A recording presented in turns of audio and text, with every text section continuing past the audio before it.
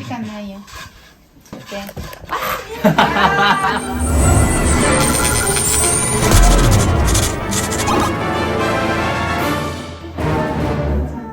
네, 그럼 우리 봐주시고 있는 분들한테 본인 자기소개 간단하게 한번 네, 해주시겠어요? 잠깐 애기요.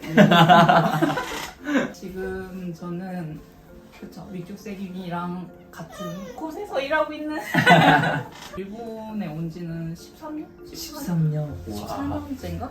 결혼도 해서 이렇게 애기가 있네요. 한일 국제 커플. 네, 한일 국제 커플로 한일 혼혈. 있습니다. 이름은 그냥 요니라고 하겠습니다. 이혼나요? 아, 잘 부탁드려요. 잘 부탁드립니다.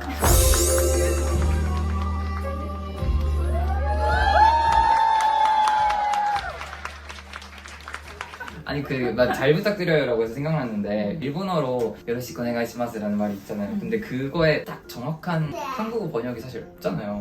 1대1로 치환이라 그래야 되나? 해서 번역을 굳이 하자면 잘 부탁드립니다 이긴 한데 사실 그런 말을 한국에서 안 쓰잖아요. 한국어로 그런 상황에서 무슨 말을 했더라 되게 기억이 안 나는 거예요. 잘 그렇게 안 하나? 안 해. 그 안 이제 해요? 뭐라고 하지?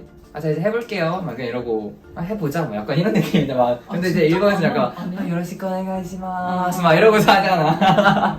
아무튼 그래서 제가 이렇게 연쌤을 특히 더 모신 이유는 사실 뭐 제 사심 채우는 건데 나도 이제 일본에서 반년 있어 보면서 내가 앞으로 그려 나가야 할 미래와 가장 닮아 있는 현재를 살고 있는 인물인가 이런 생각을 되게 많이 한단 말이에요. 제일 한국인이기도 하고 폴댄스 강사로서 일을 일본에서 하고 있고 여러 가지 닮은 점이 있으니까 이런저런 여러 인생 조언을 쌤한테도 많이 받고 싶고 내가 해도 돼요? 물론 이제 오해한데 여러 가지 이야기 해보도록 합시다.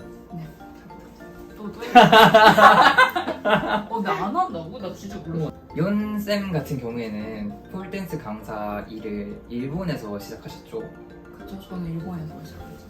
처음에 본 거는 비디오에서 그걸 접하고 아름답다라고 생각했어요. 예쁘다는 생각을 해서 학부 대학을 일본에서 나왔거든요. 뭔가를 시작하고 싶다는 생각이 있었는데 이제는 그때 이제 폴댄스를 시작을 하게 됐고 학부를 이제 3학년 때인가 시작을 해서 몇 년을 했지? 한 4, 5년을 그냥 취미로 했다가 제가 이제는 다이너 스튜디오에서 감사한 말씀을 주셔가지고 강사를 하게 됐죠. 그게 2017년이었나? 오래됐다. 제가 폴댄스를 2017년에 시작했거든요. 진짜? 내가 시작했을 때 이미 이제 강사의 길로 했었어. 와 신기하다. 우리 진짜 비슷하구나 라고 느낀 게 저도 학부 3학년 때 폴댄스 시작했거든요. 그때 막 뭔가 이제 새로운 거 해보고 싶고 이제 졸업하고 뭐 해야 될지 모르겠고 똑같네 완전 그 전개가. 똑같네. 아예 일본에서 이미 유학생을 하고 있을 때 일본에서 폴댄스를 시작한 거고 일본에서 폴댄스 강사까지 하게 된 케이스인 거네요. 그러면은 반대로 한국에서 수업을 해보신 적도 있으실까요? 저는 한국은 없어요. 다 그냥 일본에서. 일본에서만? 네, 지금까지. 한국에서 폴댄스 수업할 때랑 일본에서 폴댄스 수업할 때 차이점이라든지 이런 게 좀 궁금했는데 그러면 이제 수업을 할 때라기보다 한국의 폴댄스 씬을 보면 어떤 느낌이 드세요? 지도자 코스 같은 게 다 정해졌어요. 근데 일본 같은 경우는 그런 게 없다 보니까 이제 그게 제일 큰 차이점인 것 같아요. 그러니까 우리 같은 강사 입장 말고 학원을 운영하는 스튜디오의 입장에서 생각을 해보면 우리나라는 그런 지도자 코스가 있기 때문에 운영자분들이 월세를 낼 수 있고 이렇잖아요. 근데 일본은 그런 코스가 없는데 어떻게 월세를 내는지 좀 궁금하긴 하더라고요. 취미로서 하는 분들이 근데 많죠. 그렇죠.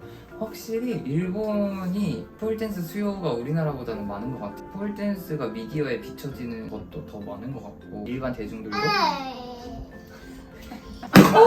잊었다.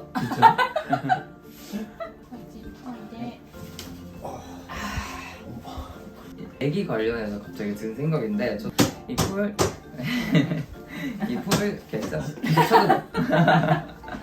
이 폴댄스라는 게 거의 여성분들이 많다 보니까 한창 현역으로 이름 날리고 활동해야 할 시기에 출산도 하게 되고 그러잖아요. 어떻게 복귀까지 어느 정도 걸렸는지 몸은 제대로 다 잘 돌아왔는지 뭐 그런 경험을 소개해 주실 수 있을까요? 저는 지금 아기가 이제는 15개월이 되는데요. 1년 3개월이 되는데 임신했을 때 폴 레슨은 7개월 2주까지는 했었어요. 낳고 나서 복귀는 5개월쯤 했었는데 출산 후 5개월 뒤에. 네. 했었는데 그때 한국도 근데 바로 레슨을 한 게 아니라 이제 그 스튜디오에서 이벤트가 있어가지고 거기서 퍼포먼스를 하는 걸로 이제 저는 복귀를 했거든요. 아, 약간 컴백쇼 같은 거.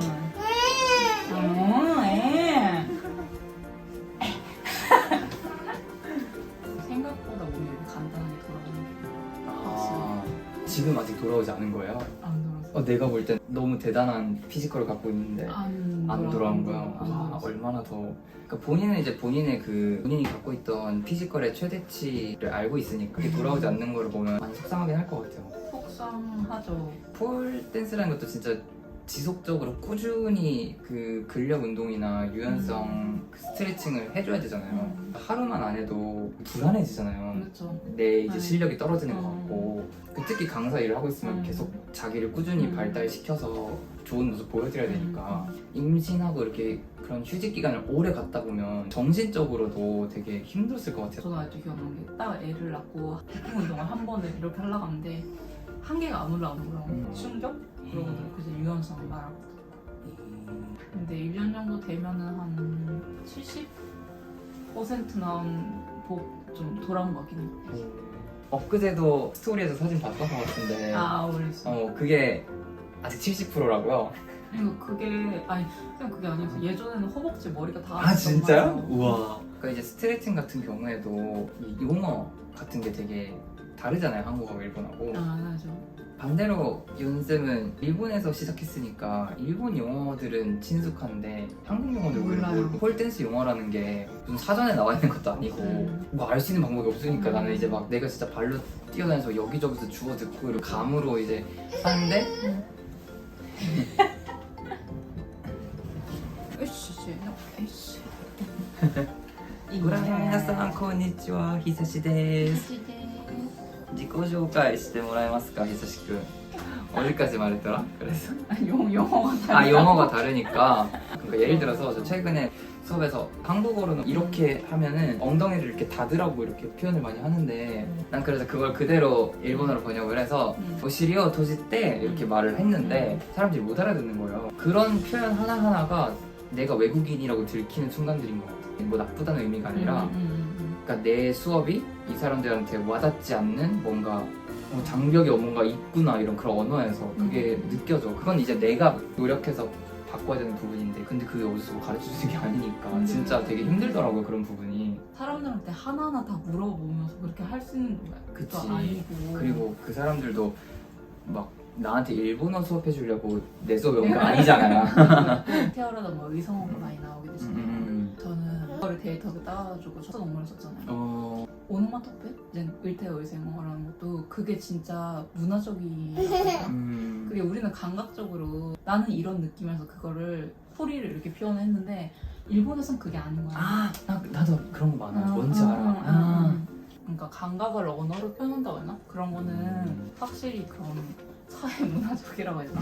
근데 그걸 100% 내가 어떻게 네이티브 같이 모든 걸 흡수를 한다거나 그런 거는 지금 상황에서 저는 불가능하다고 생각을 했거든요. 아니 13년 사신 윤쌤도 그렇게 느끼면 진짜 나는 한참 멀었구나. 근데 그거는 모르겠어. 내가 그냥 부족한 걸 수 있는데요. 아니야. 근데 외국인에 가르친다는 건 감사한 거긴 한데 많이 느끼는 어려운 점도 있고 그만큼 더 이제 공부가 되는 점도 있고 저는 한국에서 먼저 가르쳐본 경험이 있고 그다음에 이제 일본에서 가르치고 있으니까 한국에서는 이제 한글 모양들로 설명할 때 되게 많았어요. 뭐 다리를 시옷자로 벌려라든지 뭐 기역 니은 모양 뭐 팔을 이렇게 니은자로 하고 뭐 다리를 디귿자로 그 한글로 모양을 표현을 할 수가 없다 보니까 또 다리를 시옷자로 벌리는 거는 여기서 히라가나 쿠노지라고 하더라고요. 가타카나라든지 히라가나라든지 그런 문자에서 빌려서 모양을 설명하는 것들이 또 있나요? 좀 배우고 싶어서. 쿠노지가 제일 이제는 일반적인 것 같아요. 쿠노지는 저도 잘 쓰니까. 그렇게 근데 있나? 근데 나도 궁금해서 내가 히라가나를 이렇게 막 다 써봤거든요. 아이유에요, 카키, 쿠케코, 사시, 스세소 다. 마노지라고 해봐. 마 모양 어떻게 할 거야? 안 되잖아. 저는 근데 오히려 진짜 한국에서 어떤 표현을 쓰는지 모르니까 또 종종 이제 인스타에 다른 강사님들이 올리신 걸 보면은 머리를 뽑는다고 해야 되나? 하고 막 있잖아요. 갈비뼈를 발사한다 이런 얘기를 했어요. 근데 전 처음에 처음에 그게 뭔 말인지 몰랐어요. 그렇구나. 갈비뼈를 발산하는 무슨 말이지?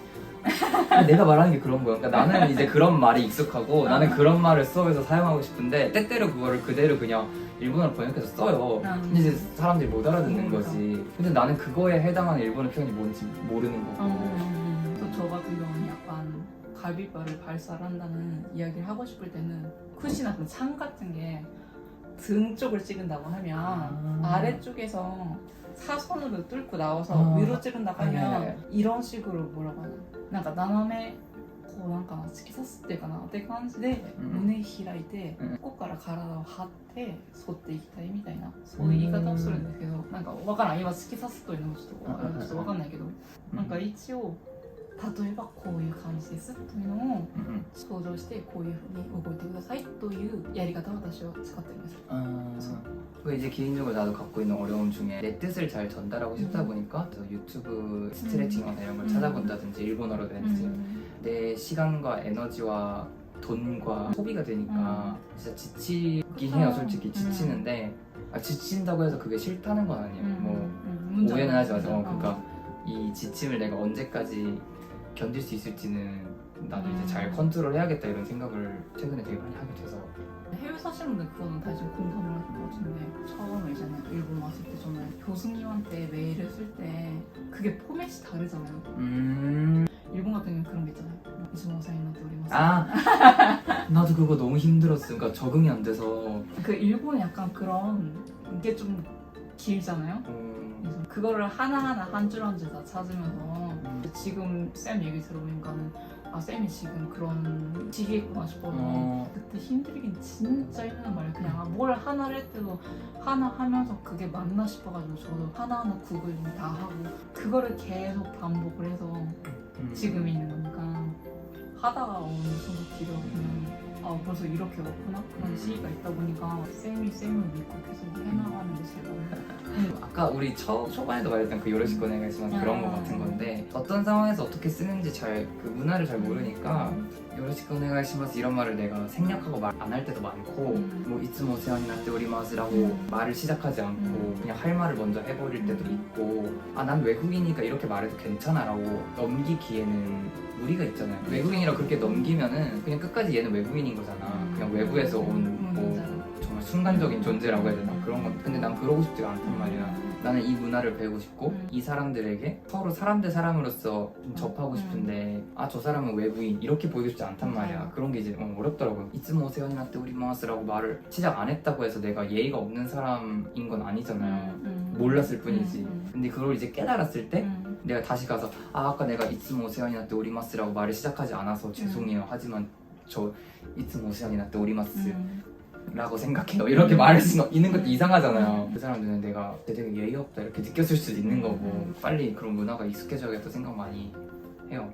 그래서 일본어 공부에 더 집착하게 된 것 같아요. 처음에야 아 귀엽다 이렇게 해주는데 나중에 가면은 그게 내 욕이 되더라고요.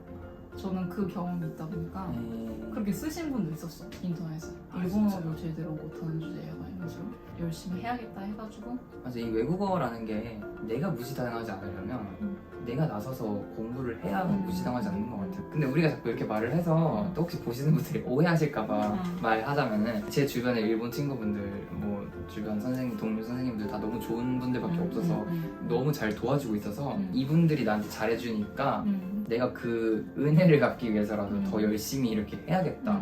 주변이 진짜 복 받은 것 같아요. 인맥은 너무 좋아 지금 주변에. 저는 개인적으로 감사합니다. 다시 한번 이 자리를 빌어서 혹시 보고 계시다면 지금 내가 그 단계인가 싶은 게 얼마 전에 JLPT 책을 사고 N1 오늘이 마침 JLPT 저기 뭐야 모시코미 그 접수하는 날이거든요. 접수할지 말지 고민이 드는 게 비싸더라고. 좀 비싸. 접수비가. 일본이 더 비싸. 그러면은 오늘 이렇게 바쁘신 와중에 시간 내서 인터뷰 응해주셔서 너무 감사드리고 윤 선배님에게 좋은 얘기 많이 듣고 앞으로 더 열심히 살아야겠다고 많이 느꼈습니다. 마지막 한번 소감 한마디 한번 해주세요. 소감하면 근데 이거 얘기하려면 진짜 몇 시간도 할 수 있겠네요. 그쵸. 사실 마지막 인사 한번 해줄래? 야! 바이바이 느낌 내셔? 바이바이. 바이바이.